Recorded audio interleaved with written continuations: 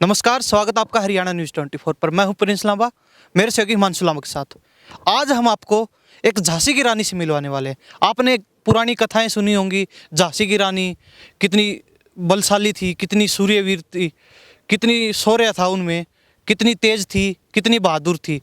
ऐसी ही एक महिला से मिलवाने जा रहे हैं आज हम आपको, जिन्होंने काफ़ी संघर्ष किया, कई दुख भी झेले बीच में, लेकिन कभी पीछे मुड़ के नहीं देखा। और आज वो हरियाणा की सबसे प्रगतिशील किसानों में से एक हैं। हम बात कर रहे हैं महेंद्रगढ़ जिला और ये सतनाली ब्लॉक का गांव है बारड़ा। इस गांव की किसान मनीता की, जो आज के समय में खुद तो आगे बढ़ रही हैं, लेकिन साथ साथ पूरे क्षेत्र के महिला और आमतौर पर किसान पुरुष ज़्यादा खेती किसानी करते हैं, उसके साथ साथ महिलाओं को भी आगे बढ़ाने का और प्रेरित करने का कार्य कर रही हैं। हम आपको बताते चलें, सतनाली और महेंद्रगढ़ डिस्ट्रिक्ट बिल्कुल राजस्थान सीमा से सटा एक पिछड़ा हुआ क्षेत्र है, बिल्कुल बैकवर्ड क्षेत्र बोला जाता है, क्योंकि यहाँ पर इतनी सुविधाएं नहीं हैं अन्य महानगरों की तुलना में। लेकिन इसके बावजूद भी एक ऐसी महिला जो अन्य महिलाओं को भी प्रेरित कर रही है और आगे बढ़ने के लिए प्रोत्साहित कर रही है। हम मिलवाते हैं महिला किसान और सबसे सर्वश्रेष्ठ प्रगतिशील किसान मनीता से। इनको अवार्ड भी मिल चुका हरियाणा सरकार की तरफ से। जी मनीता जी, स्वागत आपका हरियाणा न्यूज़ 24। हाँ जी, नमस्कार जी। जी, तो सबसे पहले तो बातचीत करेंगे, पूरा हरियाणा में आपने धूम मचा रखी है। कहीं ना कहीं एक पिछड़े हुए क्षेत्र से निकलकर आपने अपना नाम चमका लिया है पूरे हरियाणा में, क्योंकि पूरे क्षेत्र को ही नहीं बल्कि पूरे हरियाणा के सामने आपने ये रख दिया कि महिला भी कुछ कर सकती हैं, महिला किसी से कम नहीं है। क्या कहना चाहेंगे? देखो जी, महिलाएं सब कुछ कर सकती हैं, कर सकती हैं, वो बिल्कुल कर सकती हैं। देखो, और मैं तो यही कह रही हूँ सभी बहनों से कि करना भी चाहिए। हम जैसे बागवानी अब परंपरागत खेती करते हैं, उसमें इतना बेनिफिट नहीं होता है। अब आजकल की महंगाई में हमें कुछ अलग करना पड़ता है। हमने बागवानी की, बागवानी में हमने सब्जियां भी की, फ्रूट के पौधे भी लगाए हैं। पौधों में हमने किन्नू, मौसमी और आंवला लगा रखा है। सब्जी में हम मटर, बैंगन, ये तरबूज, घिया, तोरी, इन सब की हम खेती करते हैं। तो सबसे पहले तो ये जानना चाहेंगे, कहाँ से आपकी शुरुआत हुई? क्योंकि बागवानी के क्षेत्र में और आमतौर पर किसान देखे जाते हैं जो सीजन वाइज जो फसलें होती हैं, आमतौर पर मुख्यतः जो सर्वाधिक किसान खेती करते हैं, आमतौर पर गेहूँ, सरसों या फिर बाजरा, इस तरीके की खेती होती हैं जो इस क्षेत्र में की जाती हैं लगातार। तो लोग ज़्यादातर वही खेती करते हैं, उसी पैटर्न पे चलते हैं, लेकिन आपने कुछ अलग करने की कोशिश की। तो ये शुरुआत कहाँ से हुई आपकी? जी, ये हम परंपरागत खेती करते थे। ज़्यादा फर्टिलाइज़र, ज़्यादा केमिकल यूज करने के बाद ज़मीन हमारी उपजाऊ नहीं रहती, बंजर हो जाती है बिल्कुल। लेकिन फिर हमने सोचा ऐसे तो काम नहीं चलेगा। हमने जीरो बजट खेती करनी शुरू कर दी, प्राकृतिक खेती। तो फिर हम क्यों ना अनाज तो लेते ही हैं, क्यों ना कुछ अलग से किया जाए। तो शुरुआत कब हुई आपकी इस चीज़ की, इस हमने क्षेत्र में? जो 2014 में किया सर। 2014 में? हाँ जी। तो उस टाइम पे तो शायद आपके पति भी आपके साथ थे? हाँ, बिल्कुल साथ थे, उन्हीं के सहयोग से किया। सब कुछ हमने दोनों ने मिलकर किया। तो ऐसा कुछ क्या हुआ आपके साथ? क्या आपको लगा कि हमें परंपरागत खेती को छोड़ के इस लाइन में जाना चाहिए, बागवानी क्षेत्र में भी अपना हाथ आजमाना चाहिए, इसके अलावा रसायनों को छोड़ के जैविक खेती की तरफ हमें आगे बढ़ना चाहिए? क्या कुछ आपको ये लगा कि हमें अब ये छोड़ देनी चाहिए? जी, खर्चा ज़्यादा खेती में, जी, उपज कम, ठीक है। तो अपने आप परेशान हो के किसान और क्या करेगा। फिर हमने ये सोचा कि क्यों ना खर्चा भी कम लगे और थोड़ा फ़ायदा भी हो, तो हमने जीरो बजट खेती करनी शुरू कर दी। हम बिल्कुल नेचुरल फार्मिंग कर रहे हैं, इस पे कोई किसी प्रकार का खर्चा नहीं। बायोगैस है, गाय है, गाय के गोबर से ही हम तैयार करते हैं, जीवामृत, घन जीवामृत गौमूत्र से, और वही करते हैं।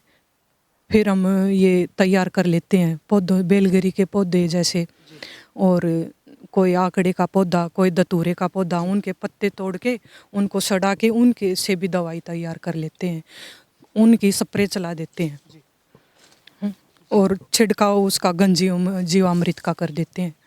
तो हमारा सारा नेचुरल है जी। तो सबसे पहले आपने जब इस क्षेत्र में कदम रखा, क्योंकि रसायनों को छोड़ के हमें जैविक खेती की तरफ बढ़ना चाहिए, तो सबसे पहले कहाँ, किस चीज़ का आपने बदलाव किया था? सबसे पहले कौन सी खेती आपने शुरुआत की?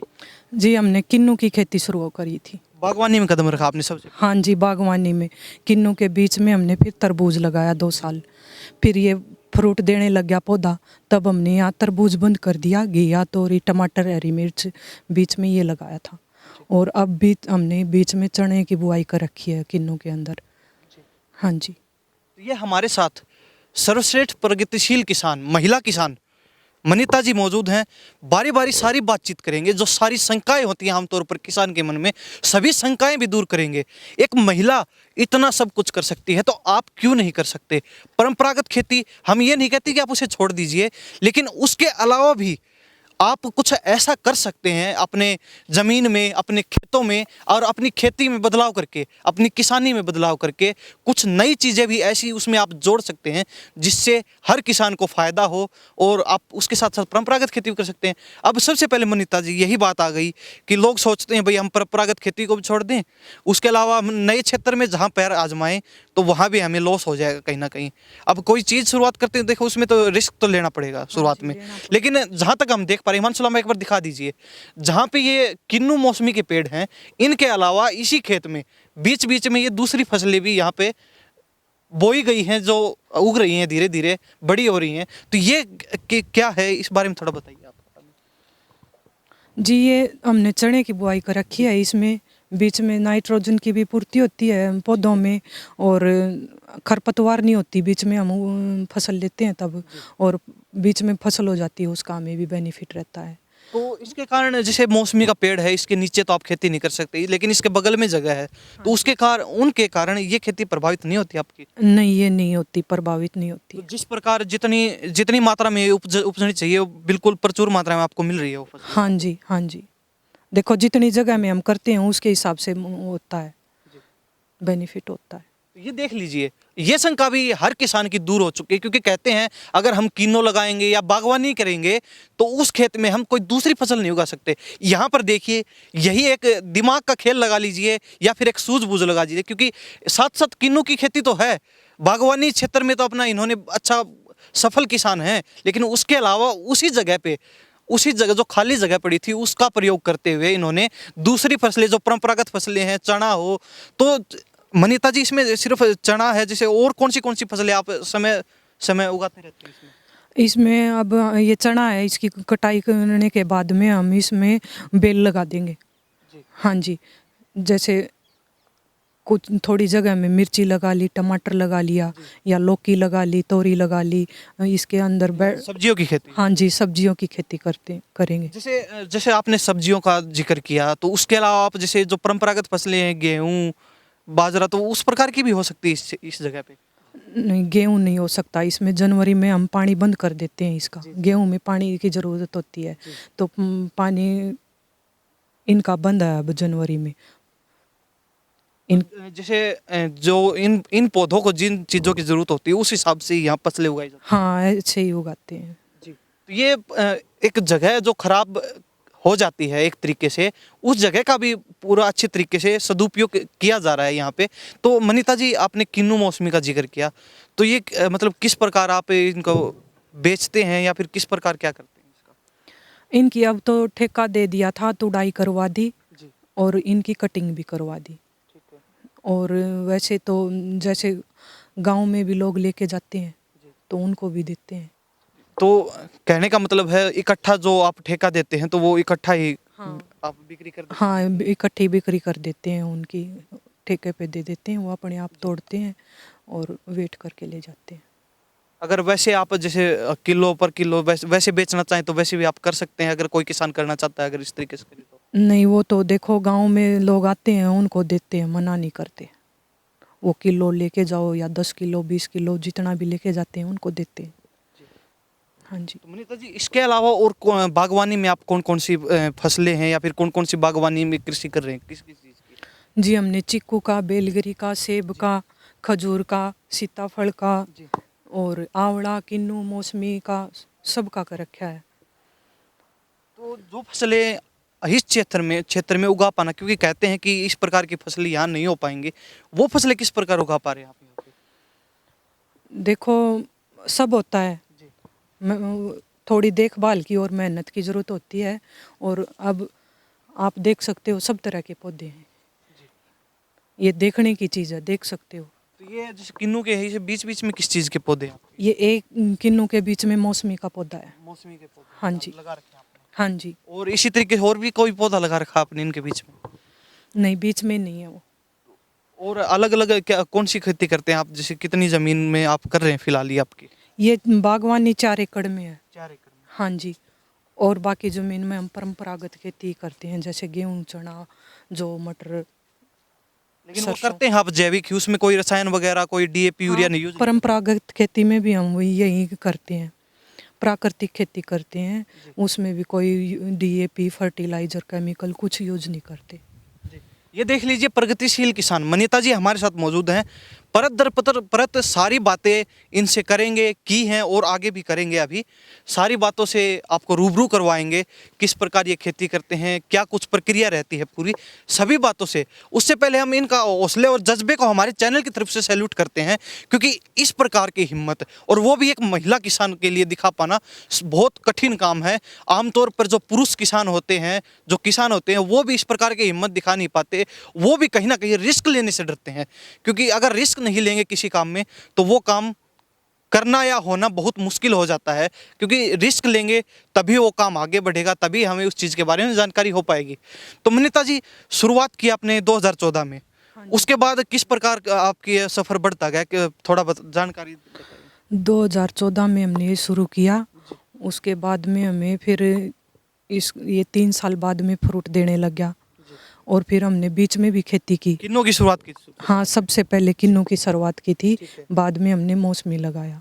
और ये जैसे ही हमें फल देने लग गया, बिक्री होने लगी, आमदनी होने लगी, तो हमारा हौसला बढ़ गया और हम आगे आगे बढ़ते गए फिर।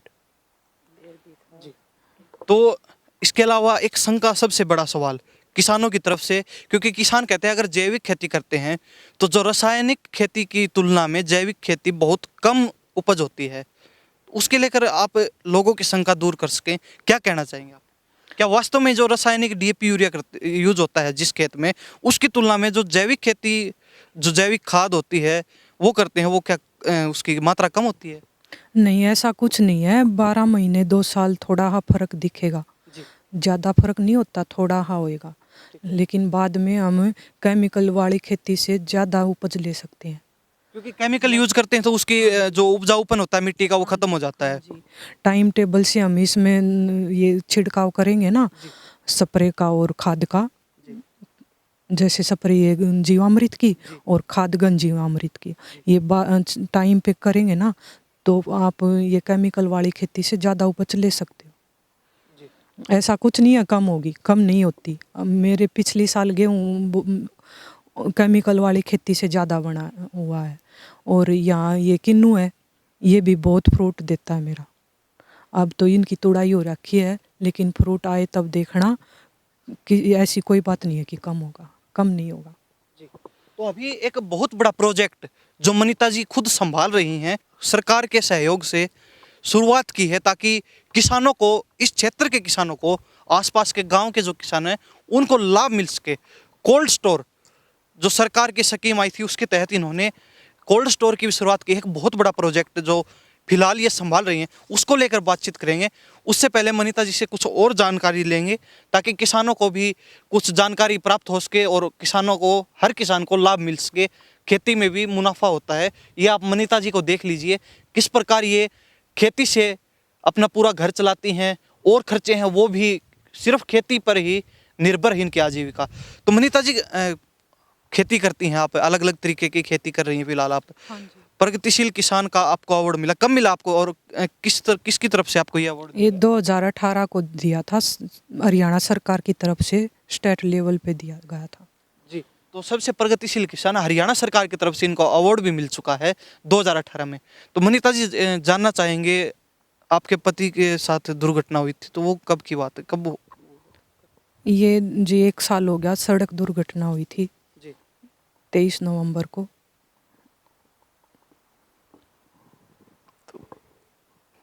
थोड़ा भावुक हो गए मनीता जी, लेकिन उन्हीं की बदौलत आज जो ये कर रही हैं, जिस प्रकार ये आगे बढ़ रही हैं, ये उन्हीं की बदौलत है। क्योंकि अगर वो उस टाइम पे इतना रिस्क नहीं लेते और कुछ नई चीज़ करने की कोशिश नहीं करते, तो ना ही आज ये इस मुकाम पर पहुंच पाते और ना ही और लोगों को प्रेरित कर पाते। तो ये संघर्ष है इनका।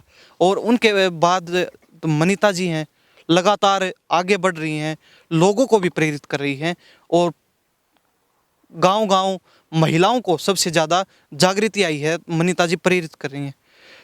मनीता जी, अभी आपने जैसे काफ़ी कठिनाइयाँ देखी हैं, काफ़ी संघर्ष भी किया है, पति के साथ भी संघर्ष किया है, उसके बाद भी आप अभी कर रही हैं संघर्ष। तो क्या कहना चाहेंगे? लोगों को क्या संदेश देंगे? क्योंकि लोग बचते हैं इस चीज़ से, कहते हैं जैविक खेती करेंगे या बागवानी करेंगे तो उसमें और मेहनत करनी पड़ेगी, हम नहीं करते। और लोगों को ये बता दीजिए कितना मुनाफ़ा मिलता है आपको? क्या खेती घाटे का सौदा है? देखो, मेहनत तो देखो करनी ही पड़ती है। जी। मेहनत तो हर काम में करनी पड़ती है। और ऐसा कुछ नहीं है कि प्राकृतिक खेती में अलग से, पहले भी तो लोग करते थे। पहले हमारे यहाँ नहीं था ये फर्टिलाइज़र, तब भी तो हम करते थे। जी, बिल्कुल। तो ऐसी कोई बात नहीं है, अलग से मेहनत नहीं करनी पड़ती, वही मेहनत इसमें होती है। अक्सर किसान एक ही बात बोलते हैं, भाई अगर हम परंपरागत खेती या ये रसायन वगैरह यूज़ नहीं करते तो हमें घाटा होगा, और खेती घाटे का सौदा है। लोग छोड़ भी रहे हैं धीरे-धीरे, बहुत कम लोग इस ओर आ रहे हैं। तो क्या वास्तव में ये खेती घाटे का सौदा है? देखो, जीरो बजट खेती करते हैं तो घाटे का सौदा नहीं है। जी। और वैसे खर्चा लगा के करते हैं तब तो है ही। इतना ही तो खर्चा हमारा दवाइयों पर, स्प्रे पर हो जाता है, उतनी हम पैदा लेते हैं, ज़मीन बंजर बन जाती है, फिर वो धीरे धीरे अनाज देना बंद कर देती है। तो तो अभी आपका जो एक बड़ा प्रोजेक्ट है, उसके बारे में बातचीत करें, तो क्या प्रोजेक्ट है और कब इसकी शुरुआत की थी आपने? जी, हमने तो किया था 3 साल पहले, एफपीओ बनाया था। जी। हमने इसमें 450 किसान जोड़े, जी। जिनमें 50 महिलाएं किसान हैं। जी। और हमने ये कोल्ड स्टोर कर रखा है जिसमें अनाज और सब्जी का स्टोर करते हैं। जी। तो अभी आपका कोल्ड स्टोर चालू है? हाँ जी, अब चालू है। वो आपने 450 किसानों को प्रोत्साहित किया, तो उनमें से कितने किसान आपको लगता है फिलहाल इस खेती इस तरफ बढ़े हैं, इस तरफ आगे बढ़े हैं, जैविक खेती की तरफ? देखो जी, ये तो हमारी कोशिश है और वो आगे भी बढ़ रहे हैं। और हमारा यही उद्देश्य है कि हम और ज़्यादा किसान जोड़ें और उनको भी हमारी तरह कुछ ना कुछ करने की, आगे बढ़ाने की कोशिश है हमारी। जी।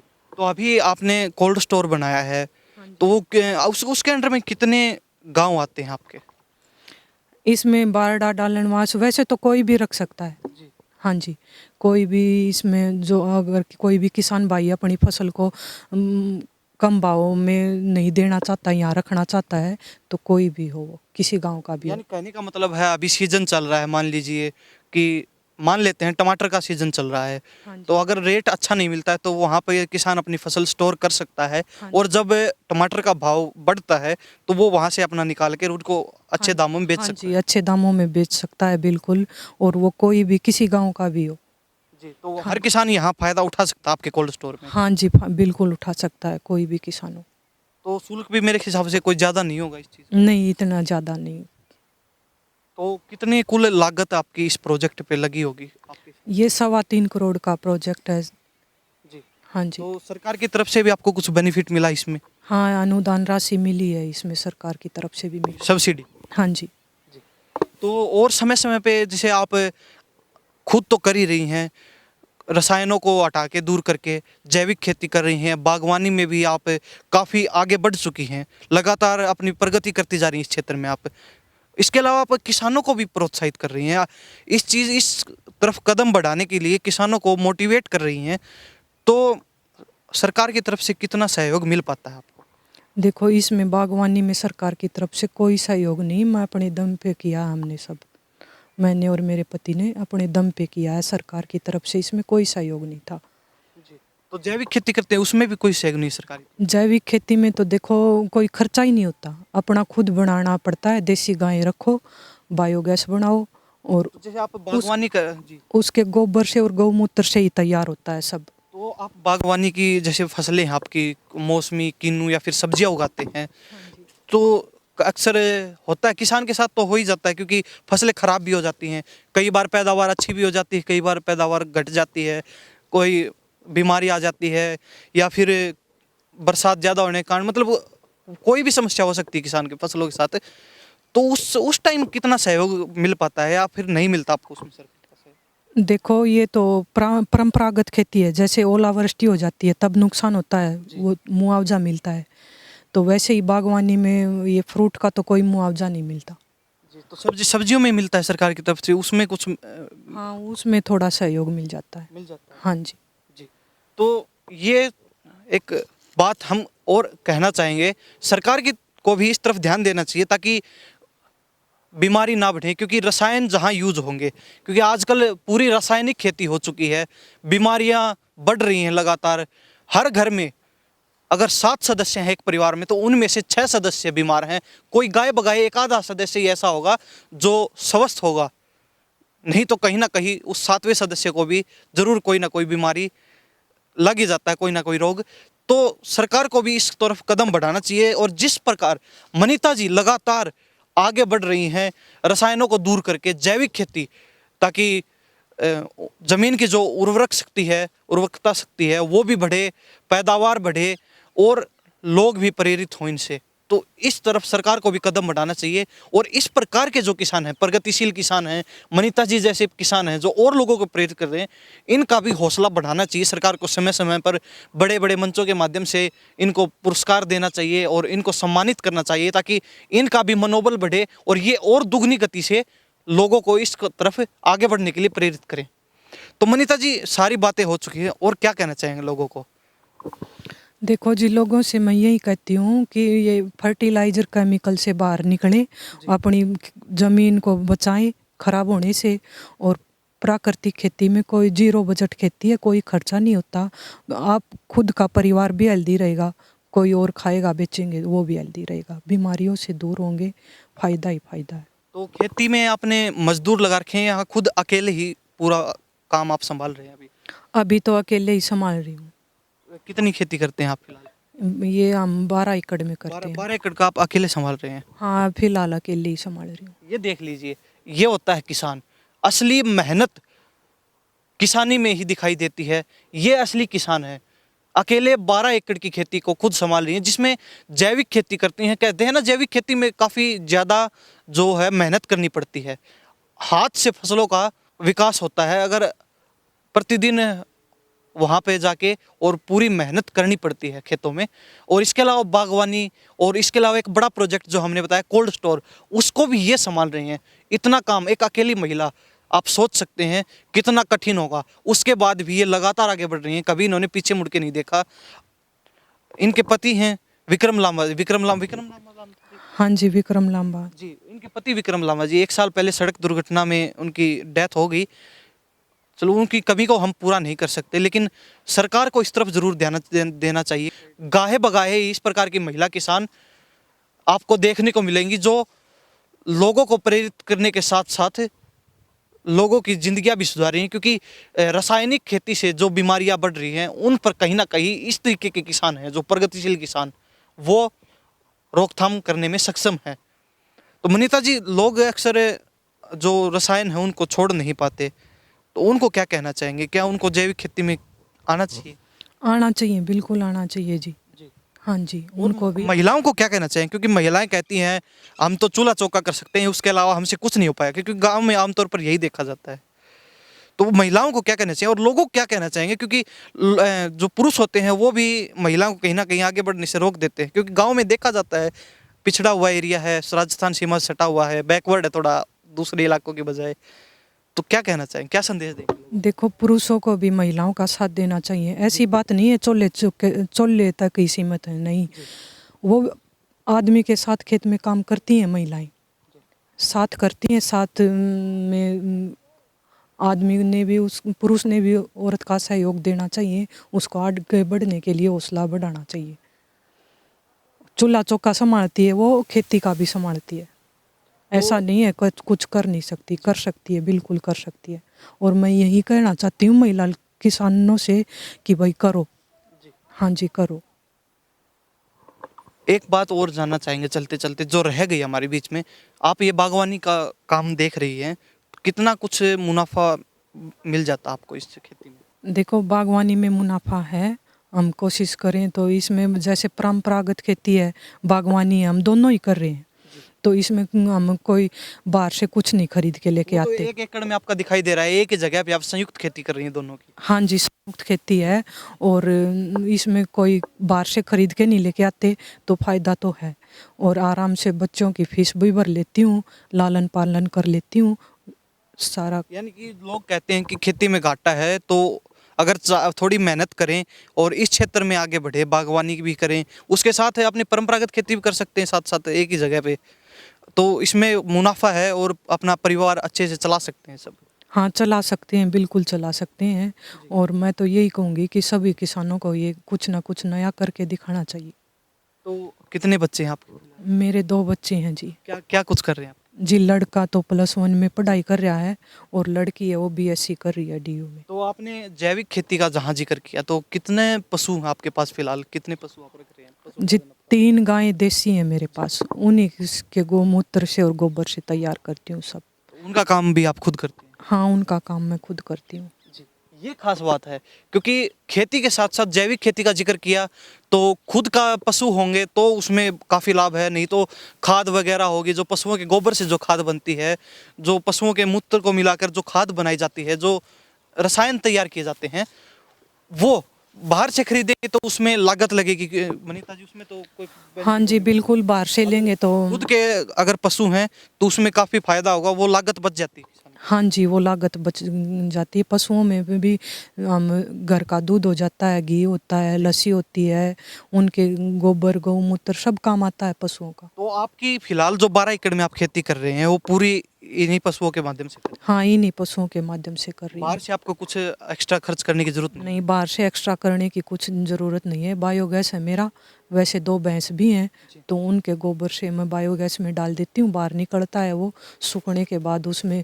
जीवामृत डाल के घन जीवामृत तैयार कर लेती हूँ। यानी कि अपनी खुद की खाद अपने हाथ से आप तैयार करते हैं? हाँ, खुद की खाद अपने हाथ से तैयार करते हैं। जी, ये बहुत बहुत खास बात है, क्योंकि एक महिला जो इतना कुछ कर रही है, खेती के साथ साथ घर भी संभालती है, इसके अलावा एक बड़ा प्रोजेक्ट जो हमने बताया कोल्ड स्टोर, उसको भी ये खुद देख रही हैं, खुद संचालित करती हैं उसमें, और इसके अलावा पशुपालन हो गया, तो सारी देख रेख एक अकेली महिला ने अपने कंधों पर ले रखा है। इसके अलावा भी ना ये रुक रही हैं, ना ये थक रही हैं, लगातार आगे बढ़ रही हैं, लगातार आगे बढ़ रही हैं और लोगों को भी काफ़ी प्रेरित कर रही हैं।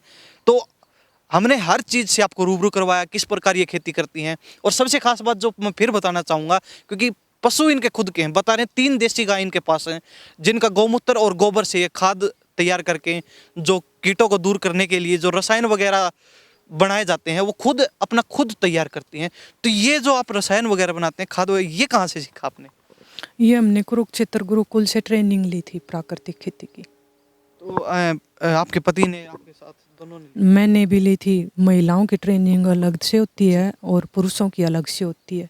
आचार्य देवव्रत की वीडियो आती है, यूट्यूब पे भी मिल जाएगी, वो उसके माध्यम से हमने शुरुआत की थी। जी। तो आपका बहुत बहुत धन्यवाद, आपने हमसे खास बातचीत की, लोगों को प्रोत्साहित किया, और हम तो चाहेंगे इसी प्रकार आप महिलाओं को भी आगे बढ़ाएं, ताकि और जो किसान हैं वो सोचते हैं भाई खेती में घाटा है, तो वो उनकी जो मानसिकता वो दूर हो सके और वो भी अपना कुछ खेती में नया कर सकें। हाँ जी, मेहनत करेंगे और खेती को संभालेंगे तो फायदा है जी, घाटा नहीं है बिल्कुल भी। मनीता जी बहुत बहुत धन्यवाद। Thank you. तो ये प्रगतिशील किसान मनीता जी हमारे साथ मौजूद थी। खास बातचीत में हर चीज़ से आपको रूबरू करवाया, किस प्रकार ये खेती कर रही हैं, जैविक खेती, और इसके अलावा बागवानी भी कर रही हैं, फल हो गए और सब्जियां, और इसके अलावा कोल्ड स्टोर का जो मेगा प्रोजेक्ट था इनका, वो भी ये खुद संभाल रही हैं, घर की पूरी जिम्मेवारी, क्योंकि पति 1 साल पहले सड़क दुर्घटना में उनकी डेथ हो गई थी।